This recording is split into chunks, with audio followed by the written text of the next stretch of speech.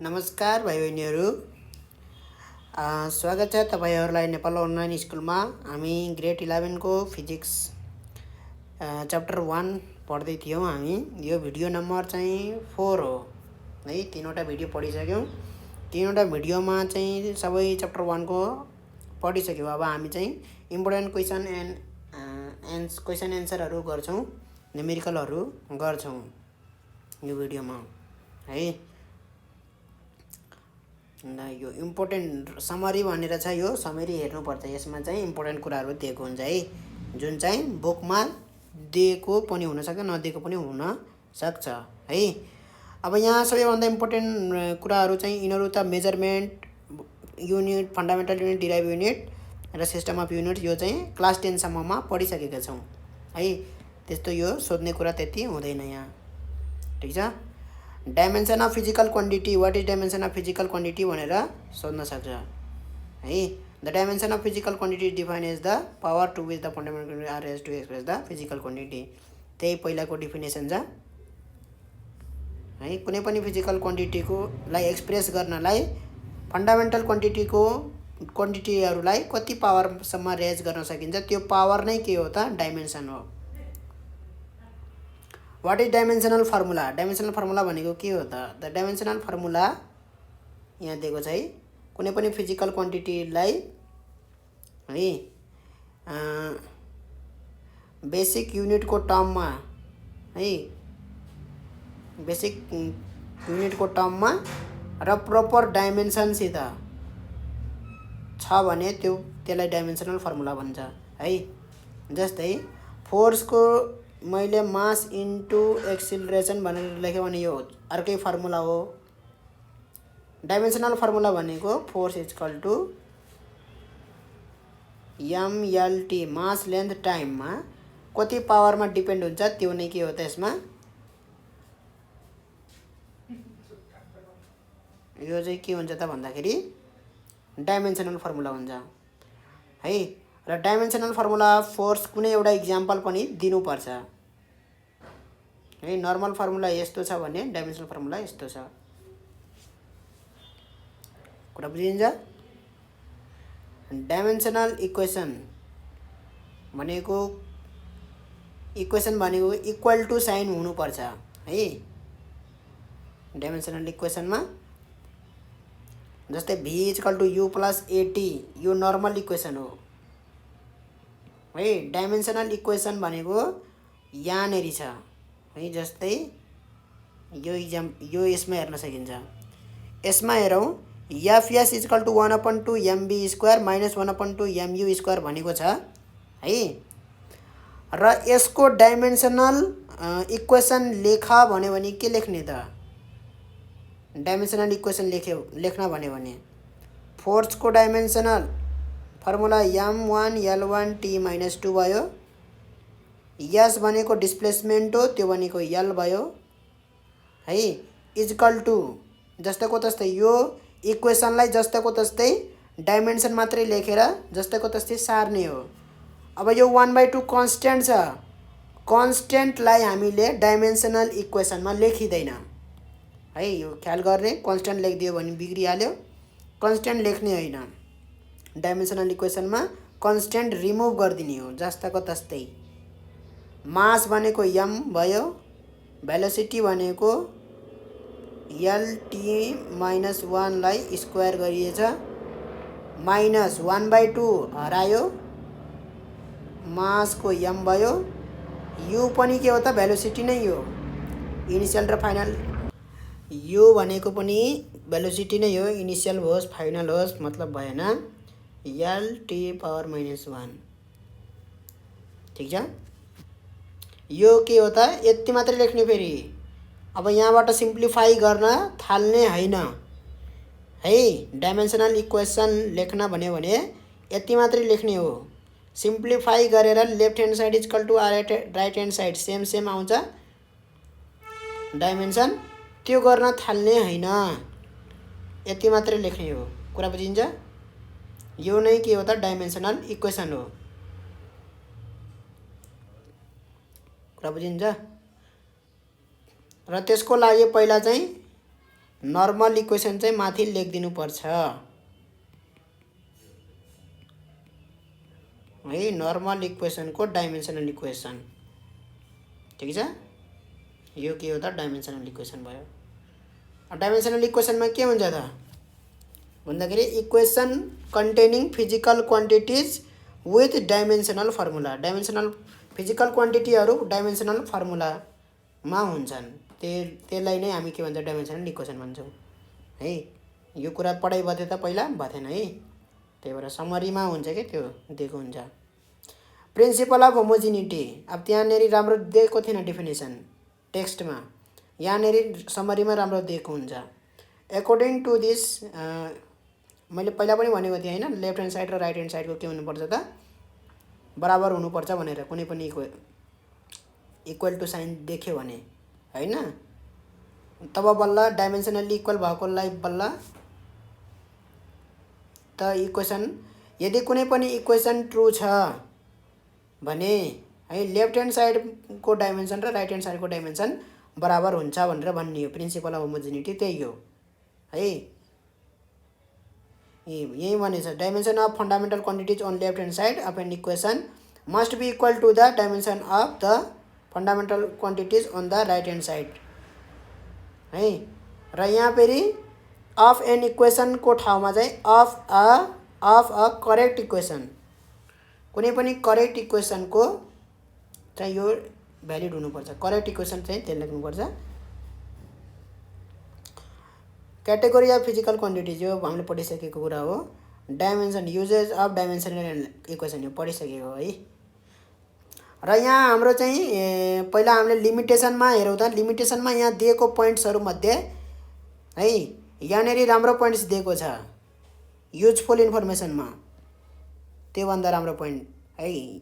ल हेरौँ त यो दुईवटा पोइन्ट लिमिटेसनमा लेख्न मिल्छ है। लिमिटेसन अफ त्यो सोध्ने गर्छ डाइमेन्सनल एनालाइसिसको लिमिटेसन। कुनै पनि डाइमेन्सनल्ली करेक्ट इक्वेसनले के गर्दैन त? Does not ensure its physical correctness. त्यो इक्वेसन करेक्ट छ भनेर जरुरी छ त? छैन। जस्तै यही इक्वेसनमा हेरौँ, यही इक्वेसनमा 1/2 हटाइदियो भने चाहिँ यो करेक्ट छ भनेर भन्न मिल्छ। F into S equal to MV square minus MU square है। यसको पनि डाइमेन्सनल इक्वेसन यही हुन्छ है। तर यो इक्वेसन करेक्ट हो त? करेक्ट होइन यो इक्वेसन है। यो इक्वेसन करेक्ट होइन भन्नुको मतलब फिजिकल्ली करेक्ट हुन जरुरी छैन। डाइमेन्सनल्ली करेक्ट भए पनि फिजिकल्ली करेक्ट छ भनेर भन्न मिल्दैन। त्यो चाहिँ त्यसको लिमिटेसन हो, मेन लिमिटेसन हो, त्यो लेख्न पर्छ त्यो। यो पुरा बुझिन्छ? त्यो स्केलर भेक्टर लेख्न जाने होइन, त्यो डाइमेन्सनल एनालाइसिसले स्केलर भेक्टर छुट्याउँदैन भनेर त्यो त्यस्ता पोइन्टहरूलाई मार्क्स क्यारी गर्दैन। र डाइमेन्सनल एनालाइसिसले के डिटरमाइन गर्न सक्दैन भन्दाखेरि डाइमेन्सनलेस कन्स्टेन्ट डिटरमाइन गर्न सक्दैन है। जसको चाहिँ डाइमेन्सन छैन त्यस्ता कन्स्टेन्ट चाहिँ त्यसले डिटरमाइन गर्न सक्दैन डाइमेन्सनल एनालाइसिसले। कुरा बुझिन्छ? कति हुन्छ भनेर। जस्तै एफ इक्वल टु होइन डाइमेन्सनलेस, अब कुन हालिदिउँ भन्दाखेरि त्यो 1/4 पाई एप्साइलन नट भनेर Q1 into Q2 by are square, यो दुईवटा चार्ज होइन, यहाँ एउटा चार्ज छ यहाँ अर्को चार्ज छ है, Q1 Q2 फरक चार्ज, यिनी दुईवटा बिचको फोर्स यो किसिमले छ भने है डाइमेन्सनल एनालाइसिसले यो कन्स्टेन्टको भ्यालु पत्ता लगाउन सक्दैन। ठिक छ? कन्स्टेन्टको भ्यालु पत्ता लगाउन सक्दैन। डाइमेन्सनल एनालाइसिसले खाली के पत्ता लगाउन सक्ने हो त भन्दाखेरि कुनै पनि कन्स्टेन्ट छ र त्यसको डाइमेन्सन छ भने त्यसको त्यो कन्स्टेन्टको डाइमेन्सन पत्ता लगाउने हो, भ्यालु पत्ता लगाउने होइन। कुरा बुझिन्छ? जस्तै F equal to G m1 into m2 by D square जुन थियो होइन, यसमा हामीले जी को भ्यालु, जी को डाइमेन्सन पत्ता लगाउन सकिन्छ तर यसको भ्यालु पत्ता लगाउन सकिँदैन। कुरा बुझिन्छ? यो डाइमेन्सन पत्ता लगाउन सकिन्छ, भ्यालु चाहिँ पत्ता लगाउन सकिँदैन जी को डाइमेन्सनल एनालाइसिसले है। यसरी लेख्दा पनि हुन्छ, यो फर्मुला लेखिदिने र dimensional analysis can determine the dimension of G but can not determine its value भनेर लेखिदिने। कुरा बुझिन्छ? यस्तो यस्तो पोइन्ट लेख्यो भने बल्ल त्यसले म्याक्स आउँछ, अलिकति राम्रो इम्प्रेसन पर्छ है। र यहाँ पनि भनेको छ लाइक क्वान्टिटी मात्रै एडिट गर्न सकिन्छ, सेपरेट गर्न सकिन्छ। लाइक क्वान्टिटिज भन्नाले कस्तो? क्वान्टिटिज भन्नाले केजी केजी हैन, मिटर सेन्टिमिटर यस्ता क्वान्टिटी भनेको हो त्यो फिजिकल क्वान्टिटी जुन चाहिँ मेजर गर्न सकिन्छ हैन। लाइक क्वान्टिटी भन्नाले सेम सेम डिस्टेन्सलाई डिस्टेन्ससँग जोड्ने सेन्टिमिटर हैन। अब मासलाई माससित जोड्ने घटाउने यो कुरा बुझिन्छ है, यो एक्सप्लेन गर्न जरुरी छैन है। बडी फिजिकल क्वान्टिटीले के गर्छ त? सेम डाइमेन्सन हुन सक्छ। हामीले यहाँ हेरिसक्यो होला, स्ट्रेस हैन र प्रेसरको के छ त? सेम डाइमेन्सन छ। फोर्स अपन एरिया, यहाँ स्ट्रेस दिएको छ, स्ट्रेस STRESS स्ट्रेस दिएको छैन है। पछि जब त्यो इलास्टिसिटी वाला च्याप्टर पढिन्छ त्यतिखेर चाहिँ यसको फर्मुला पनि यही प्रेसरको फर्मुला जे छ सेम टु सेम त्यही छ। भन्नुको मतलब प्रेसरको जे डाइमेन्सन छ स्ट्रेसको पनि त्यही डाइमेन्सन हुन्छ है। त्यही भन्न खोजे यहाँ पनि, फरक फरक फिजिकल क्वान्टिटीको सेम डाइमेन्सन हुन सक्छ भनेर है। Dimension are given in terms of the power of mass length time. मेकानिक्समा चाहिँ यो मास लेन्थ टाइमको उसमा दिन्छ है। अब टेम्परेचरको कुरा आउँदैन मेकानिक्समा, सबै मास लेन्थ र टाइममै सीमित छ मेकानिक्स, पुरै मेकानिक्स है। त्यही भएर चाहिँ हामी यहाँ टेम्परेचर सेम्परेचरका त्यस्ता कुरा गरिँदैन। र 7 वटा बेसिक युनिट, 2 वटा सप्लिमेन्टरी युनिट छ भनेको छ। Smallest mass measured indirectly so far is the electron. यति इलेक्ट्रोनको सबैभन्दा सानो मास हो।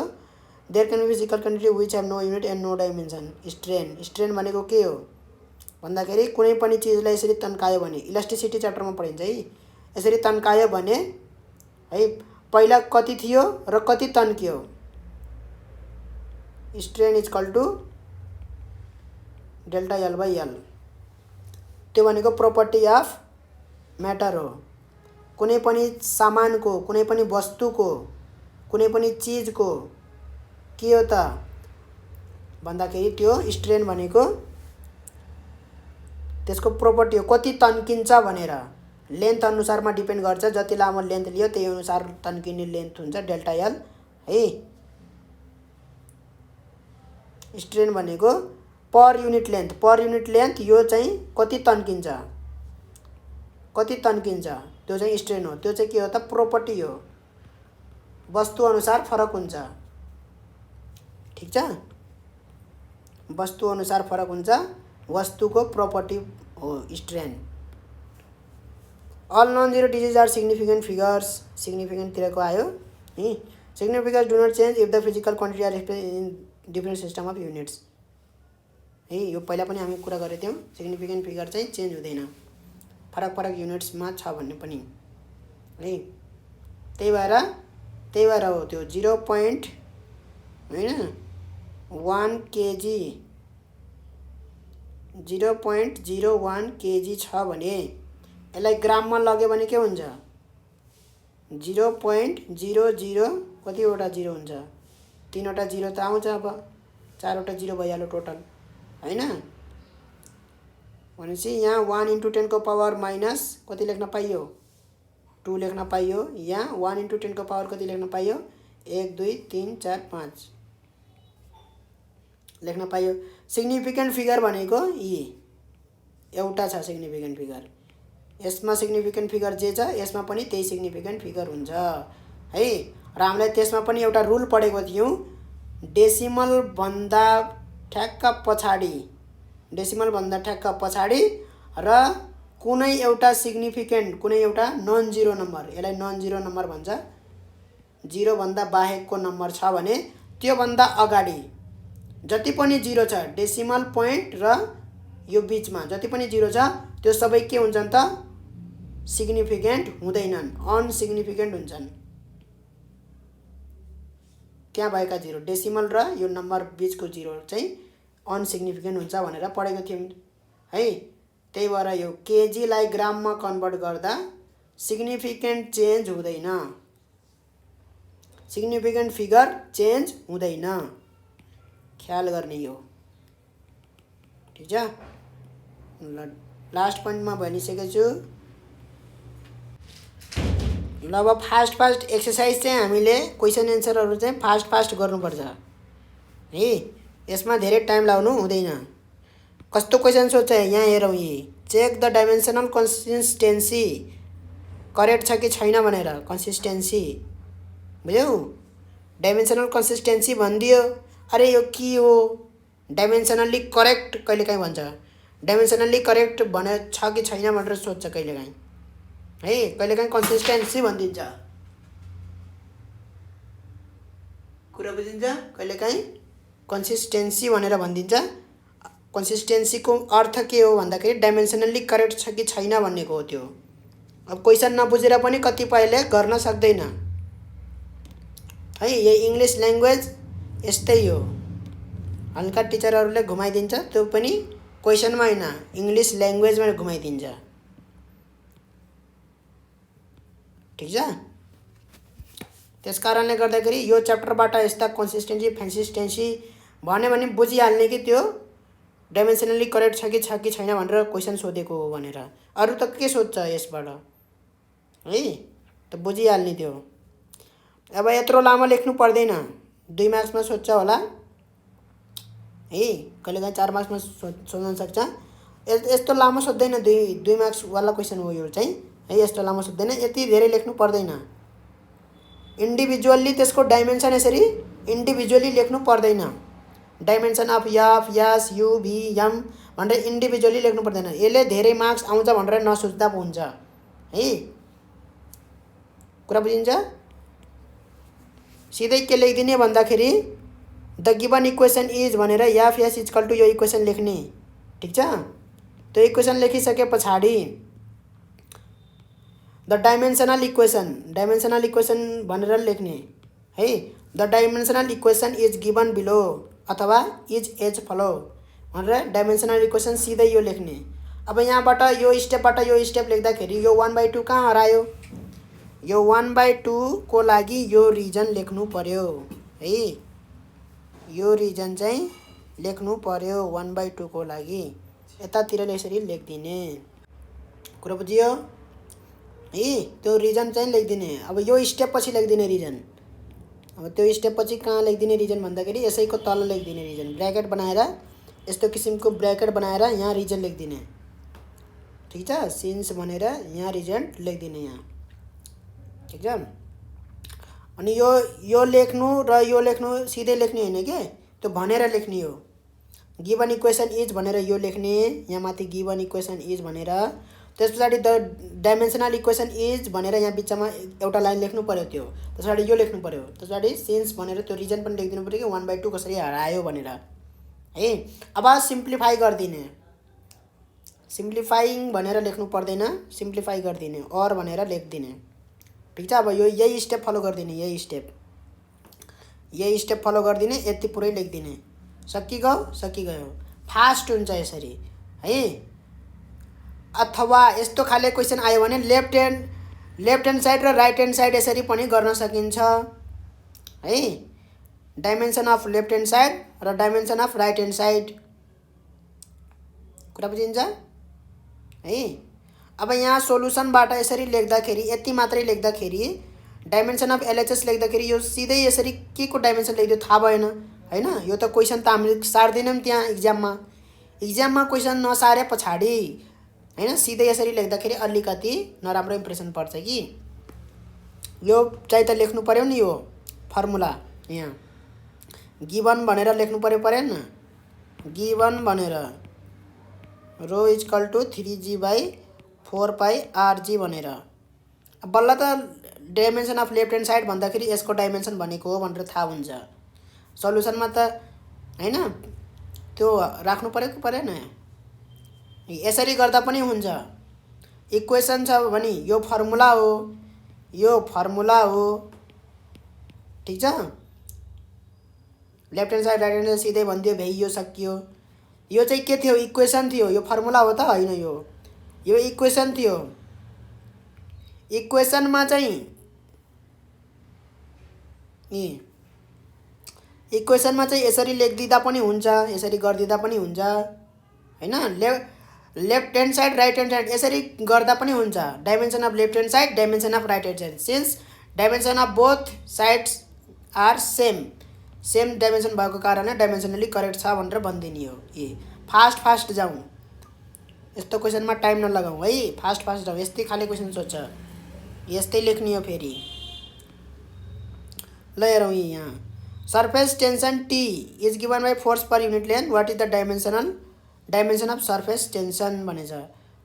डाइमेन्सन सोधेन डाइमेन्सन। त्यो डाइमेन्सन सोधेको के हो त? डाइमेन्सनल फर्मुला सोधेको हो हैन। डाइमेन्सन सोद्धाखेरि के लेख्ने हो त? पहिला चाहिँ फर्मुला लेख्ने हो। Surface tension is equal to force per unit length. Force भनेर लेख्ने, लेन्थ भनेर लेख्ने। के surface tension is given by भनेर, surface tension is given by T is equal to force upon length है। अब डाइमेन्सन अफ सर्फेस टेन्सन भनेर लेख्ने, इज इक्वल टु हैन, फोर्सको के हो? लेन्थको यल लेखिदिने, ठिक छ। लेन्थको यल लेखिदिने, फोर्सको त्यो लेखिदिने, फोर्सको डाइमेन्सन लेखिदिने एम यल टी माइनस 2। यहाँ 1 लेख्नुपर्छ, तर एम यल लेख्ने बित्तिकै पावर 1 छ भने बुझिन्छ, नलेखे पनि हुन्छ।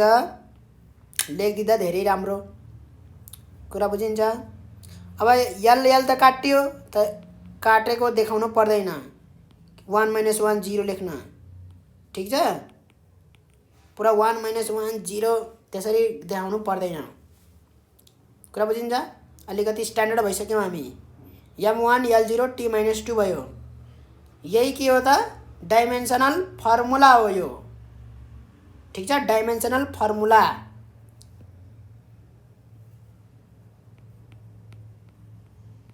यसलाई भन्छ डाइमेन्सनल फर्मुला। डाइमेन्सन्स भन्यो भने चाहिँ के भनेर लेख्ने भनेर पहिला मैले पढाएको थिएँ कि थिएन? So the dimension of tension is, अब यहाँ सो द डाइमेन्सन अफ के भन्छ यो? सर्फेस टेन्सन इज हैन। So the dimension of surface tension is 1 in mass, 0 in length and -2 in time भनेर कसले लेख्छ? फर्मुला त लेख्यौँ हैन। हामीलाई सोधेको त डाइमेन्सन हो कि हैन? तर खासै त फरक पर्ने कुरा त हैन, फर्मुलाबाटै थाहा भइहाल्यो यहीँबाट हैन। मासमा 1 छ, लेन्थमा 0 छ, -2 छ टाइममा। यसरी लेखिदियो भने राम्रो, किनभने हाम्रो डाइमेन्सन भनेको यसलाई भनेको 1 0 -2 लाई भनेको। कुरा बुझिन्छ? तर यहाँबाट पनि त्यो बुझिन्छ, यहाँबाट यो फर्मुलाबाट पनि त त्यही कुरा बुझिन्छ आखिरमा। कुरा बुझिन्छ बुझिँदैन? डाइमेन्सन भनेको पावरलाई भनेको हो के, मास लेन्थ टाइममा चाहिँ। ले फटाफट गर्नुपर्छ हामी यहाँ। यी कन्भर्ट गर्न पनि सोध्छ। मैले भनेको त्यति होइन, कन्भर्ट डेन्सिटी अफ वाटर यी ग्राम पर सेन्टिमिटरमा छ, एमकेएसमा लैजाऊ, उल्टा सोधे है ये, ठिक छ। पहिला हामीले जुललाई अर्जमा लाँदाखेरि हामीले के गरेको थियौँ? केजीलाई ग्राममा कन्भर्ट गरेको थियौँ हैन यहाँ, अनि मिटरलाई सेन्टिमिटरमा राखेको थियौँ। गरेथ्यौँ यहाँ माथि गरेको थियौँ, मेटाइदिए। अब के गर्ने त भन्दाखेरि यही गर्ने। 1 ग्राम पर सेन्टिमिटर क्युब छ, 1 ग्राम सेन्टिमिटर क्युब भइहाल्यो। ग्रामलाई 1/1000 केजी भइहाल्यो। यो त सिधै कन्भर्ट गर्न सोधेको छ, डाइमेन्सनल्ली भनेको छैन। सिधै कन्भर्ट भइहाल्यो यो। डाइमेन्सनल्ली भनेको भए के गर्नु पर्थ्यो? डाइमेन्सनल्ली भनेको भए त्यही n2 n1 n2 गरेर n2 को भ्यालु निकाल्नु पर्थ्यो। कुरा बुझिन्छ बुझिँदैन है? n1 equal to 1 n2 equal to what? त्योभन्दा पहिला चाहिँ n1 इन्टु होइन, यहाँ चाहिँ के भन्दाखेरि n1 gram per cm cube equal to n2 kg per meter cube लेखेर अब डाइमेन्सन पनि लेखिदिने। ग्राम पर सीएम क्यूबको के भयो त? ग्राम भनेको के मास हो, सेन्टिमिटर क्यूब यल लेन्थमा मेजर हुन्छ -3 भयो, टी 0 भयो इक्वल टु n2 के भयो? केजी भनेको मास m1 भयो, यल -3 टी 0। यो सेम हुन्छ है, यो सेम हुन्छ यति। अब n2 इक्वल टु के भयो त भन्दाखेरि n1 भनेको त 1 हो हैन, यसलाई 1 लेख्ने, 1 1 1, यसलाई 2 लेख्ने। यो अलिकति मैले ब्लू गरिदिए।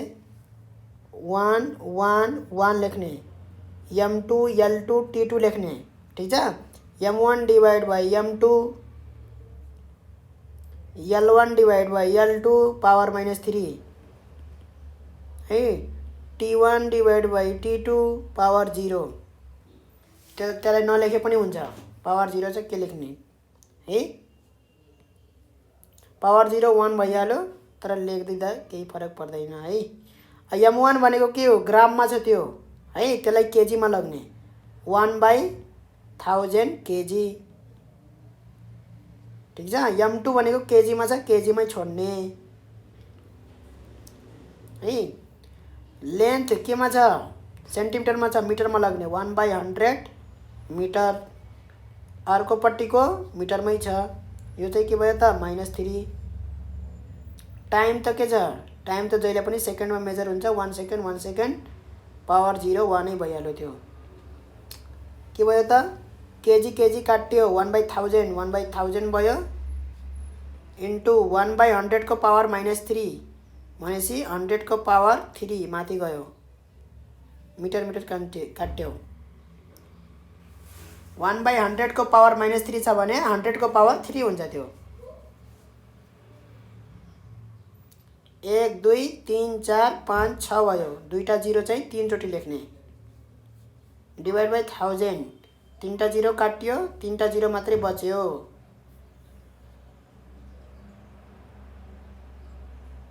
मिस्टेक भयो त्यहाँ राजा, के मिस्टेक भयो यहाँ? मिस्टेक पनि हेर्ने यहाँ है, कहाँनिर कस्तो मिस्टेक भएछ। m1 ग्राम छ, केजीमा लगे, गुड। पर सीएम क्यूब ल्यान्ड, टाइमको त कुरै छैन, 1 नै भइहाल्यो त्यो त। ठिक छ ठिक छ ठिक छ।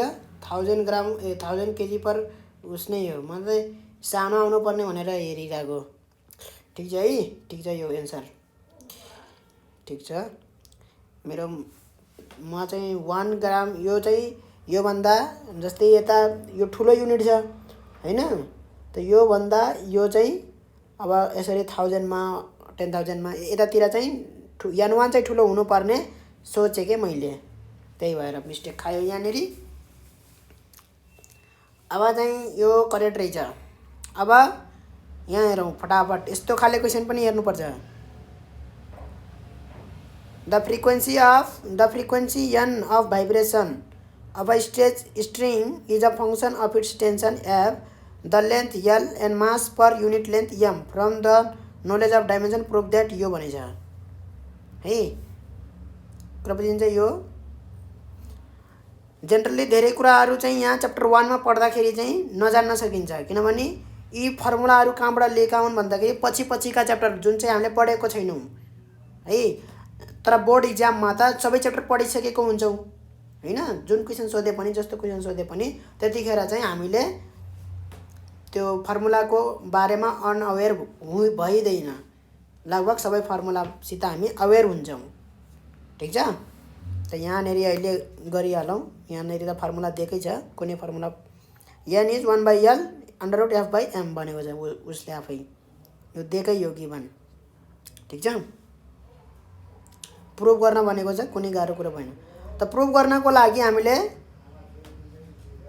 यहाँ फोर्स, लेन्थ, मास तीनवटा कुरामा डिपेन्ड भनेको छ। n इक्वल टु पहिला सुरुमा डाइरेक्टली प्रोपोर्सनल टु यो भनिदिने कुरा बुझिन्छ बुझिँदैन है। We can express frequency of vibration as यो directly proportional n directly proportional to force A let भनेर सपोज गरेर directly proportional to L B directly proportional to M C suppose गरेको यो। अब तिनटैलाई कम्बाइन गरे पछाडि यो हुन्छ। त्यस पछाडि यो आउँछ स्टेप है। जुन चाहिँ के चाहिँ के हो त डाइमेन्सनलेस कन्स्टेन्ट भयो। एबिसी चाहिँ के भयो त नम्बर हो। त्यो चाहिँ हामीले निकाल्नु पर्यो है। अब डाइमेन्सन अब यो छुट्टा छुट्टै इन्डिभिजुअली डाइमेन्सन लेख्नुपर्छ। लेख्न मन लाग्यो भने लेखिदिने नत्र पर्दैन। n भनेको फ्रिक्वेन्सी f लेख्दा हुन्छ है। अब यहाँ n भनेको छ झुक्काउनको लागि, फ्रिक्वेन्सी f हो। f लेख्दाखेरि राम्रो हुन्छ। n भने चाहिँ कुनै कुरा भएन। त फ्रिक्वेन्सीको के हो त डाइमेन्सन t को पावर -1। फ्रिक्वेन्सी भनेको 1 टाइम पिरियड t को पावर -1। ठिक छ। फोर्सको यो डाइमेन्सन, लेन्थको डाइमेन्सन, मास पर युनिट लेन्थको डाइमेन्सन सबै आएको छ, सबै छ। अब त्यो इक्वेसनमा यो माथिको इक्वेसनमा पुट गरिदिने dimension. Left hand side equal to right hand side गर्ने हैन। ठिक छ। Equating the powers of M L T on both side गर्ने। सिम्प्लिफाई गरे पछाडि यो आउँछ। पहिला पनि गरिसकेको हो है। त्यस पछाडि इक्वेटिङ गरे पछाडि ए को भ्यालु 1/2, सी को भ्यालु -1/2 र बी को भ्यालु -1 आउँछ। ल त्यस पछाडि त्यो सबै पुट गरिदिने। एबिसी को भ्यालु पत्ता लगाउने काम मात्रै गर्ने हो। त्यो यहाँ चाहिँ कसरी पत्ता लगाउने भन्दाखेरि डाइमेन्सनल्ली यो के गर्ने त बराबर देखाउने यहाँ डाइमेन्सनल्ली र इक्वेटिङ गर्ने लेफ्ट ह्यान्ड साइड र राइट ह्यान्ड साइड। कुरा बुझिन्छ। डाइमेन्सनल्ली बराबर देखाएर एबिसी को भ्यालु पत्ता लगाउने काम मात्रै गर्ने हो यहाँ है। एबिसी को भ्यालु पत्ता लगाए पछाडि त्यही भ्यालु पुट गरिदिने पहिलाको फर्मुलामा।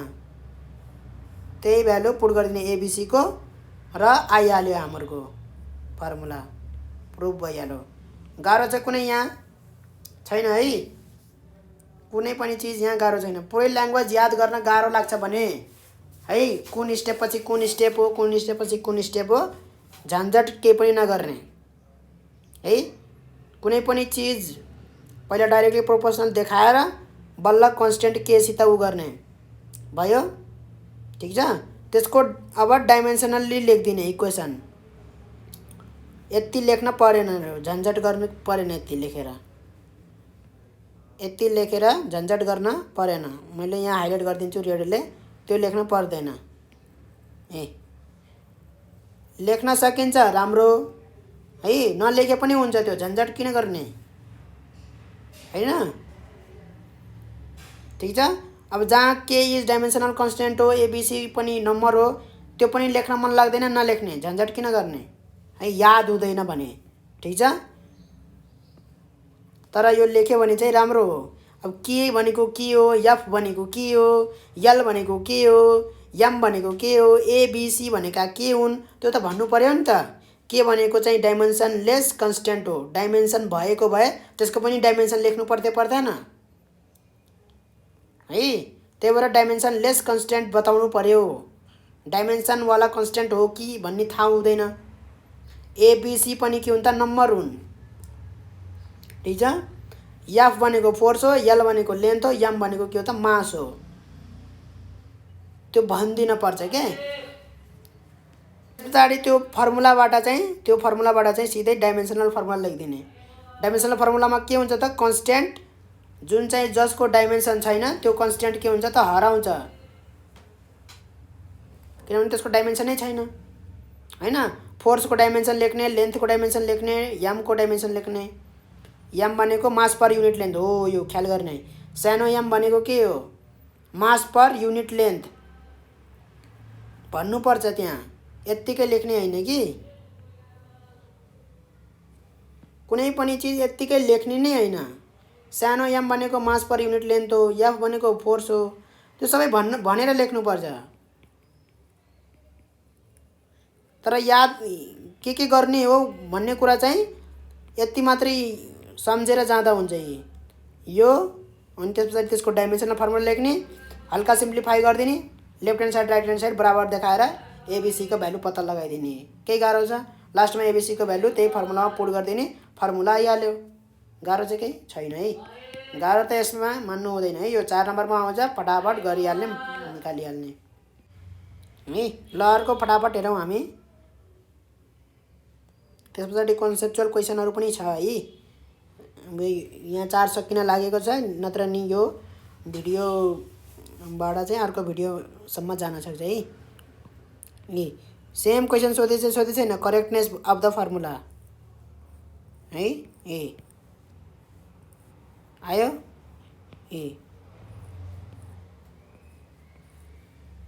गर्न सकिन्छ। त्यस्तै क्वेसन सोध्छ। स्टुडेन्टले यस्तो लेख्यो, यसको भेलोसिटीको करेक्टनेस के हो त? स्केप भेलोसिटी भी भनेको के हो? भेलोसिटी हो। भेलोसिटीको भनेको L/T, L T को पावर -1 आउनुपर्छ है।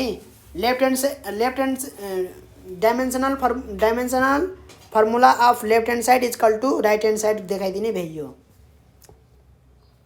यो इक्वेसन लेखेँ मैले। यो इक्वेसन लेफ्ट ह्यान्ड साइडको डाइमेन्सनल फर्मुला लेख्ने, राइट ह्यान्ड साइडको डाइमेन्सनल फर्मुला लेख्ने, सकिगयो है। त्यस पछाडि बराबर छ कि छैन भइहाल्यो। लेफ्ट ह्यान्ड साइडको डाइमेन्सनल फर्मुला लेख्ने, राइट ह्यान्ड साइड पहिलाको जस्तै। यहाँ मैले यहाँ सुरुको देखाएको थिएँ यहाँनेरि। यो क्वेसन जस्तै, यो क्वेसन जस्तै है। यही क्वेसन जस्तै गर्दा हुन्छ कि सबै कुरा बुझिन्छ। Left hand side right hand side बराबर आयो भने करेक्ट छ, आएन भने इनकरेक्ट छ भनिदिने। कुरा सकियो। ठिक छ। अब यहाँ फरक सबै क्वेसन फरक टाइपले गरिदिएको छ। स्टुडेन्टलाई पनि कुन याद गर्ने भन्ने हुन्छ। याद गरेर जाने होइन कि, एउटै तरिकाले गरिदिने सबै क्वेसन। अब यो हल्का क्वेसनहरू यहाँ डिस्कस गरौँ। यदि यो भिडियोमा सकिएन भने अर्को भिडियो पनि हामी बनाउँछौँ। पुरै गर्ने हो। यहाँ हामी अब्जेक्टिभ क्वेसन पनि गर्ने हो। यहाँ सबै एक्सर्साइज गर्ने हो। यति भइसके पछाडि लगभग सबै आइडियाहरू हुन्छ। इक्जाममा कसरी गर्ने सबै आइडियाहरू हुन्छ है। भेरी सर्ट क्वेसन एन्सरहरू हेरौँ। कन्सेप्चुअल क्वेसनहरू। Does magnitude of quantity change with the change in the system of units भन्दाखेरि क्वान्टिटीको म्याग्निट्युड के हुन्छ त? चेन्ज हुँदैन in the system of units, with system of units है। क्वान्टिटी त्यही हुन्छ। म्याग्निट्युड भनेको जस्तै 1 न्युटन भनेको 10⁵ डाइन भयो है। युनिट यसरी चेन्ज गर्दाखेरि सिस्टम अफ युनिट, यो चाहिँ एसआई सिस्टम भयो, यो सिजिएस सिस्टम भयो। सिस्टम चेन्ज गर्दाखेरि यो चाहिँ म्याग्निट्युड चेन्ज भए जस्तो देखियो कि देखिएन? यहाँ म्याग्निट्युड चेन्ज भएको हो त? म्याग्निट्युड चेन्ज भएको होइन। 1 न्युटन भनेको 10⁵ डाइन हो। त्यो भनेको एउटै सेम म्याग्निट्युड हो। त्यो भनेको बराबर म्याग्निट्युड हुन्। नम्बरले म्याग्निट्युड डिटरमाइन गर्दैन है। म्याग्निट्युड भन्नाले यो अगाडिको नम्बरले मात्रै म्याग्निट्युड डिटरमाइन गर्छ त? गर्दैन। यो नम्बर प्लस यो युनिट दुईटा मिले पछाडि बल्ल म्याग्निट्युड हुन्छ कि। कुरा बुझिन्छ बुझिँदैन? नम्बरले म्याग्निट्युड डिटरमाइन गर्ने होइन, नम्बर विथ युनिट। बिकज अब यहाँ लेखिदिने, because the only number does not determine the magnitude of any substance है। 5 मात्रै भन्यो भने के म्याग्निट्युड भयो? त्यो भएन नि त। 5 सेन्टिमिटर भन्यो भने त्यसले बल्ल म्याग्निट्युड भयो। 5 5 alone does not determine. Here the number 5 alone does not determine the magnitude. है यहाँ इक्जाम्पल दिने. Suppose the length of scale is 15 centimeter. 15 centimeter. है भनेर लेख्ने. Suppose the length of scale is 15 centimeter. Here the number 15 alone does not determine, हैन, does not indicate the magnitude of length, है, but 15 along with its unit, त्यो unit सँगै भयो भने चाहिँ बल्ल त्यसले चाहिँ के डिटरमाइन गरिरहेछ त, म्याग्निट्युड डिटरमाइन गरिरहेछ. युनिट पनि हुनुपर्छ भनेर भन्नु पर्यो कि मेन यसमा. यति मात्रै लेख्यो भने अब हैन क्वेसन अनुसार त यति लेख्दा भइहाल्यो के रे. तर जस्टिफिकेसन दिँदा धेरै राम्रो. क्वेसन हरेक क्वेसनको एन्सर लेख्दाखेरि जस्टिफाई गरिदिँदाखेरि धेरै राम्रो.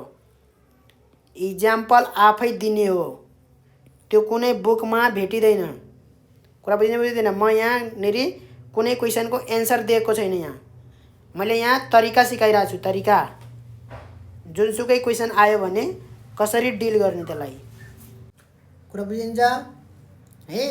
जहिले पनि आफै इक्जाम्पल दिने हो. आफै इक्जाम्पल दिएर कसरी एन्सर भन्न सकिन्छ है. त्यो भनेको कुनै पनि क्वेसनको एन्सर चाहिँ आफै दिने हो के. इन्टरभ्यूमा कस्तो क्वेसन सोध्छ, इन्टरभ्यूको लागि प्रिपेरेसन गर्ने नै हैन. कहिलेकाहीँ इन्टरभ्यूमा जान्छ त इन्टरभ्यूमा छुट्टै क्वेसन सोध्छ. त्यो त त्यसको लागि प्रिपेरेसनै गर्न सकिन्न. भन्नाले यति पढेर गयो भने यसैबाट क्वेसन पर्छ भन्ने हुँदैन. कहिलेकाहीँ इक्जाममा त्यस्तै भइदिन्छ क्वेसनहरू पनि है. त्यसको एन्सर चाहिँ पहिल्यैदेखि रेडिमेड कहीँ पनि हुँदैन कि. एन्सर जसले राम्रो बनाउँछ इक्जाममा उसैको नम्बर आउँछ. र यसरी चाहिँ एन्सर बनायो भने इक्जाम्पल दिएर, जस्तै मैले भने यहाँ हैन, इक्जाम्पल दिएर जस्टिफिकेसन गरेर 2-4 वटा राम्रो पोइन्ट लेखेर त्यसरी एन्सर बनायो भने नम्बर आउँछ. यही बुकको एन्सर डिट्टु त्यहाँ गरेर देखाऊ, त्यहाँ फुल मार्क्स आउँदैन है. यही बुककै एन्सर मैले डिट्टु सेम लेख्दैछु तर फुल मार्क्स आउँदैन. ढुक्क भएर बस्दा हुन्छ. त्यो यही. अब यही म यहाँ देखाइदिन्छु है. कुन अब यही देखाइदिन्छु मैले. जस्तै अब यही क्वेसनको answer no it cannot tell. यो यही 12 नम्बरको क्वेसन एन्सर हेरौँ, 13 को हेरौँ, 14 को हेरौँ है. सेम टु सेम यही कपी घोकेर अनि त्यहाँ गएर कपी पेस्ट हानिदिँदा पनि सेम टु सेम नम्बर 2 मा 2 आउँदैन है. 2 मा 2 आउँदैन. 1, 1.5, 1.25 बुकको एन्सर पनि राम्रो छैन. कुरा बुझिन्छ. मैले यहाँ राम्रोसित बताइराखेको छु है. मेरो चाहिँ फिजिक्समा 11 मा A+ आएको थियो. कुरा बुझिन्छ.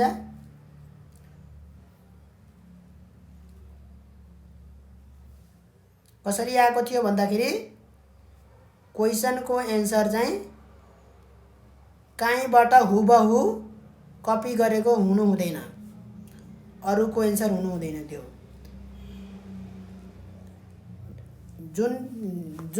जुन एन्सर योर पेपर, तिम्रो पेपरमा जुन एन्सर छ त्यो कसैको पेपरमा त्यो एन्सर नभेटियोस्. अब यो बुकबाट लेखिएको एन्सर त 2-4 जनाको त त्यही एन्सर भेटिन्छ हैन. अब यही लेख्यो डिट्टु कपी त 2-4 जनाले पनि त्यही बुकबाट पढेर त्यही एन्सर लेखिरहेको हुन्छ. सेम एन्सर भयो. थाहा भइहाल्छ कि बुकबाट हुबहु लेखिएछ भनेर. त्यो हुबहु लेखिएको एन्सर चाहिँ मार्क्स क्यारी गर्दैन धेरै. त्यही भएर मैले हर वक्त भनिरहेको छु है. अब यस्तो खालको क्वेसन त अब लगभग के भन्छ यहाँ है. अब यस्तो खालको does magnitude of a quantity change with change in the system of unit भनेछ. त्यो त नो त भन्नै पर्यो हैन. नो त भन्नै पर्यो. त्यो त सबैको सेम हुन्छ. हैन, करेक्ट एन्सर दिनेहरूले। तर चाहिँ अब यसको एक्सप्लेनेसन जस्टिफिकेसन त्यो चाहिँ फरक हुनुपर्छ, कुरा बुझिन्छ। तर मैले हर वक्त भनिरहेको छु कि जस्टिफिकेसन र एक्सप्लेनेसन गर्दा धेरै राम्रो हुन्छ भनेर। All constants are dimensionless, is it true? Comment. सबै कन्स्टेन्टहरू डाइमेन्सनलेस छन् त? छैनन्। त्यहाँ अलरेडी हामीले पढिसकेका छौँ है, डाइमेन्सनलेस कन्स्टेन्ट र डाइमेन्सनल कन्स्टेन्ट भनेर 2-4वटा इक्जाम्पल दिए पछाडि बुझिहाल्छ। No all constant are not dimensionless. जस्तै यी इक्जाम्पल यहाँ दिएको छ, यी example universal gravitation constant, flying constant, Stefan constant, यिनीहरूको के छ त डाइमेन्सन पनि छ, ठिक छ। यी इक्जाम्पल दिनुपर्छ है। Can a quantity has unit but still be dimensionless? Unit भएर पनि डाइमेन्सनलेस हुनसक्छ त? अलरेडी हामीले कुरा गरिसकेका छौँ है। यस इट क्यान बी। एङ्गल डाइमेन्सनलेस छ तर त्यसको युनिट छ। यी इक्जाम्पल पनि दिने। अब 2टा इक्जाम्पल सोधिदियो भने के गर्ने त फेरि? 2टा इक्जाम्पल अब त्यसरी सोध्न पनि सक्छ, नसोध्न पनि सक्छ। त्यसरी अहिलेसम्म त अब सोधेको त भेटिएको छैन है। Find the number of significant figures in 0.005। Significant figure पत्ता लगाउन भनेको छ। के भनेको दिए? डेसिमल र यतापट्टि नम्बर छ भने त्यसको बिचका जिरोहरू के हुन्छ त? सिग्निफिकेन्ट हुँदैनन्। यहाँ 5 मात्रै के भयो त? सिग्निफिकेन्ट भयो। कुरा बुझिन्छ? एउटा मात्रै सिग्निफिकेन्ट छ, 1 है। Which of the following length measurement is most accurate? Y भनेको छ। कुन चाहिँ बढी एकुरेट छ भन्दाखेरि यो थर्डवाला। किन भन्दाखेरि यसको सिग्निफिकेन्ट बिट कतिवटा छ भन्दाखेरि 4 सिग्निफिकेन्ट बिटसम्म उसले दिएको छ है। Most accurate is third because it carries up to third place of decimal है। 2.0, 2.00, 2.00 हुन त तिनटै सेम हो है। तर यदि 2.0005 भएको भए है, यसले त बताउनै सक्थेन करेक्टनेस। यसले त बताउन सक्छ नि 3 डेसिमलसम्म जसले दिन्छ भ्यालु है, उसले त बताउन सक्छ नि। ल अब हामी अर्को क्वेसन हेरिहालौँ फटाफट।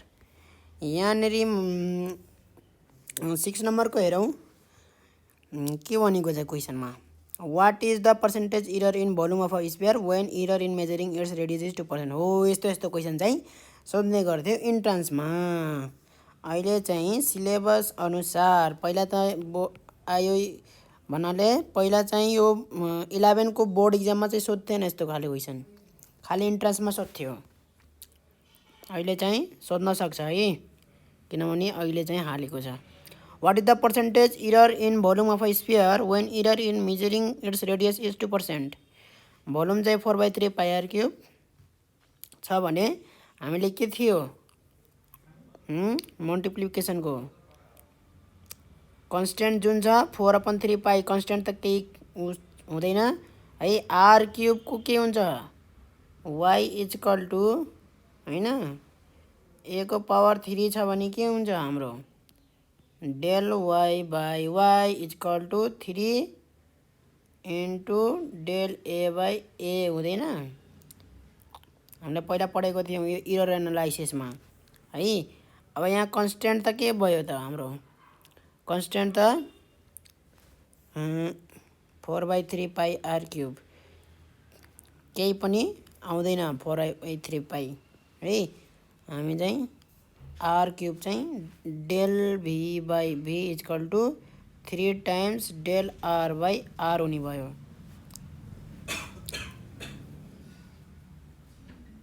र del v by v percentage error भनेको छ इन्टु 100 गर्ने। Del v by v into 100%। अब पर्सेन्टेज इरर यो निकाल्नु भनेकै पर्सेन्टेज इरर निकाल्नु हो है। 3 डेल r बाई r पनि के भयो त? बोथ साइड इन्टु 100 भयो। यो हाम्रो चाहिँ यो चाहिँ के हो त? पर्सेन्टेज इरर अफ रेडियस हो, त्यो भनेको 2 हो भनेपछि कति भयो त? 6 भयो है। 6%ले के हुन्छ त? भोल्युममा इरर आउँछ स्फियरको। यदि चाहिँ रेडियसको इरर चाहिँ 2% छ भने र इरर चाहिँ पोजिटिभ पनि हुनसक्छ नेगेटिभ पनि हुनसक्छ एकोर्डिङ टु यो 2% इरर। यो चाहिँ पोजिटिभ हो कि नेगेटिभ हो भन्ने कुरामा डिपेन्ड गर्छ। रेडियस चाहिँ इन्क्रिज भयो भने भोल्युम है इररले गर्दाखेरि इन्क्रिज भयो। जस्तै ट्रु भ्यालु चाहिँ हाम्रो आर हो है र इररले गर्दाखेरि हाम्रो चाहिँ के भयो भन्दाखेरि 2% इररले गर्दाखेरि आर चाहिँ अलिकति बढ्यो है। भन्ने मतलब हाम्रो चाहिँ स्फियरको भोल्युम पनि के हुन्छ त, यदि भी ट्रु हो भने हाम्रो रङ आउँछ त्यो चाहिँ भी ड्यास आउँछ, त्यो चाहिँ के हुन्छ त पहिलाको भन्दा बढी हुन्छ। इरर चाहिँ पोजिटिभ हुन्छ है, इरर पोजिटिभ हुन्छ। इरर भनेको किनभने इरर इक्वल टु हाम्रो जहिलेसुकै हाम्रो चाहिँ अब्जर्भड अथवा अब्जर्भड माइनस ट्रु गरिन्छ है। त्यही भएर यदि हाम्रो चाहिँ ट्रु चाहिँ भी ट्रु भन्दा चाहिँ ठुलो हो भने त्यस्तो इररलाई हामी पोजिटिभ भन्छौँ। कुरा बुझिन्छ? ±6%।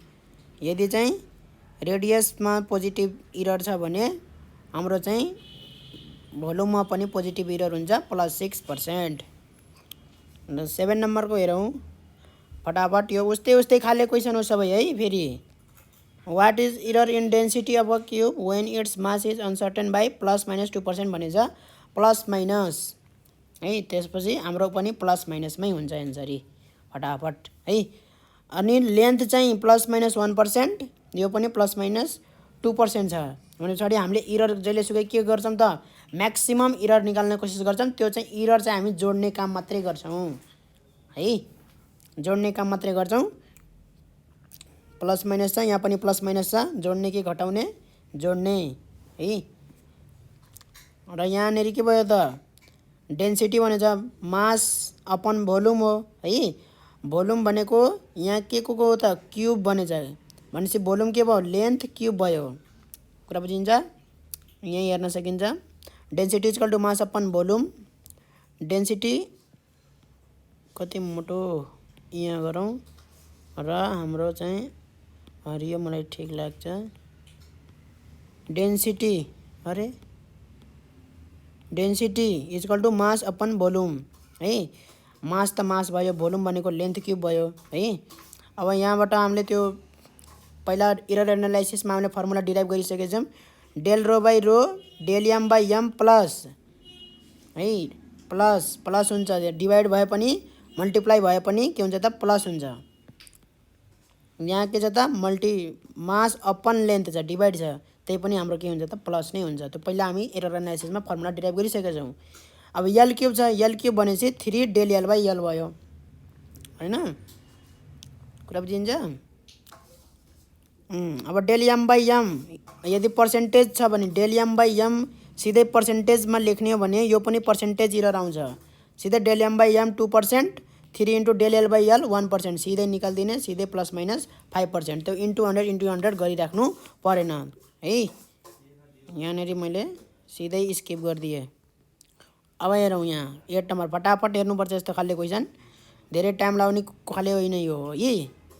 यस्तै इन्ट्रान्समा सोध्यो भने त हेर्ने बित्तिकै फटाफट गरिहाल्ने हो। त्यो कापीमा लेख्ने ओख्ने केर्ने ओर्ने काम गर्ने होइन, लेख्न पनि नपरोस्। Solve with due regard to significant figures. अब सिग्निफिकेन्ट फिगर सल्भ गर्नु भनेको छ इनपुट भनेको यो 6.50 6.32 यिनीहरू इनपुट हो। यिनीहरूको सिग्निफिकेन्ट कति छ? सिग्निफिकेन्ट फिगर भन्दाखेरि 6.50 मा कति छ भन्दाखेरि पछाडिको 0 काउन्ट गरिन्छ, सिग्निफिकेन्ट हुन्छ है। 6.50 3 सिग्निफिकेन्ट भयो। यहाँ पनि के भयो त 3 सिग्निफिकेन्ट भयो भने पछाडि हाम्रो एन्सर पनि के आउनुपर्छ त मिनिमम 3 सिग्निफिकेन्ट फिगरमा लेख्नुपर्छ एन्सर। कुरा बुझिन्छ? त यो सिधै के गर्ने त माइनस गरिदियो, 0.18 आयो। 0.18 को अन्डर रुट गऱ्यो भने के भयो त 0. समथिङ आउँछ लामो है। र यो हाम्रो कति सिग्निफिकेन्ट फिगर भयो? यो 2 सिग्निफिकेन्ट। हो यहाँनिर हाम्रो चाहिँ 3 सिग्निफिकेन्ट फिगर थियो है। यो एकदमै राम्रोसित बुझ्नुपर्छ है। यो क्वेसन चाहिँ यो मैले यहीँनिर गरिदिन्छु है। के छ भन्दाखेरि रेडले हानिदिएँ। अन्डर रुट के छ 6.50 माइनस 6.32 6.50 माइनस 6.32 है। भने पछाडि सुरुमा हाम्रो ए भनेको 6 इनपुट भनेको 6.50 बी भनेको इनपुट भनेको 6.32 वाइ इजकल टु हामीले के गर्यौँ ए माइनस बी मात्रै गरिरहेछौँ अहिले है सबट्र्याक्सन। भने पछाडि वाइ जुन हाम्रो यो हेर्दाखेरि 3 सिग्निफिकेन्ट फिगर यो पनि 3 सिग्निफिकेन्ट फिगर वाइ पनि कतिमा लेख्नु पर्यो त 3 सिग्निफिकेन्ट फिगरमा लेख्नु पर्यो है। भने पछाडि 3 सिग्निफिकेन्ट फिगरमा वाइको भ्यालु लेख्नु पर्यो। कति आयो भन्दाखेरि हाम्रो 6 यो भनेको 8 भइहाल्यो होइन 0.18 हो। यो भनेको 4 भइहाल्यो है। 5 0.50 भनेपछि 32 प्लस 18 0.18 है। 4 माइनस 3 1 0.18 आयो। यो 3 सिग्निफिकेन्ट फिगर छैन बट हाम्रो चाहिँ त्योभन्दा सानो आएको छ पहिलाको भन्दा सानो आएको छ भने हुन दिने 2 सिग्निफिकेन्ट फिगर भयो यो चाहिँ है। यदि पहिलाको भन्दा ठुलो छ भने हामीले त्यसलाई कन्भर्ट गरेर 3 सिग्निफिकेन्ट फिगरमा लानुपर्छ। सानो छ भने लिस्ट रहन दिने। कुरा बुझिन्छ। 0.18 नै रहन दिने 0.18 नि टु लिस्ट बनाउने कोसिस गर्ने हो